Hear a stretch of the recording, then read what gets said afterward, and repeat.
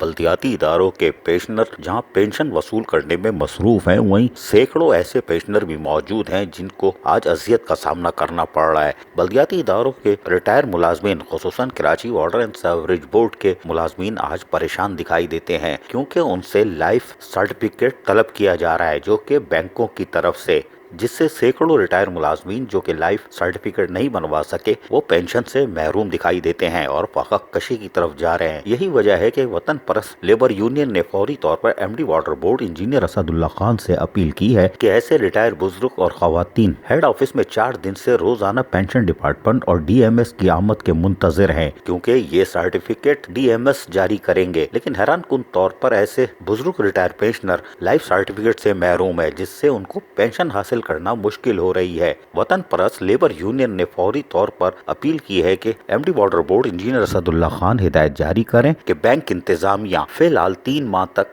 Life certificate तलब ना करे क्योंकि डीएमएस और महकमा फाइनेंस के अफसरान दस्तयाब नहीं है। लॉकडाउन की सूरत में जहां लोग फाका कशी का शिकार हैं, वहीं रिटायर मुलाजमीन अपनी महदूद पेंशन से गुजर औकात कर रहे हैं। लेकिन हजारों पेंशनर जहां वाटर बोर्ड की तरफ से मिलने वाली सहूलत से फायदा हासिल कर चुके हैं, वहीं सैकड़ों बुजुर्ग खवातीन और मर्द रिटायर पेंशनर लाइफ सर्टिफिकेट न होने पर पेंशन से महरूम है। यकीनन वतन परस्त लेबर यूनियन ने MD water board engineer Asadullah Khan की खास तरफ तवज्जो मबजूल कराई है और हम उम्मीद करते हैं कि एमडी वाटर बोर्ड महकमा फाइनेंस को फौरी हिदायत जारी करेंगे कि वो बैंक इंतजामिया को फिलहाल इससे रोक दे। अजीज आरिफ, KBS बल्दियाती न्यूज़, कराची।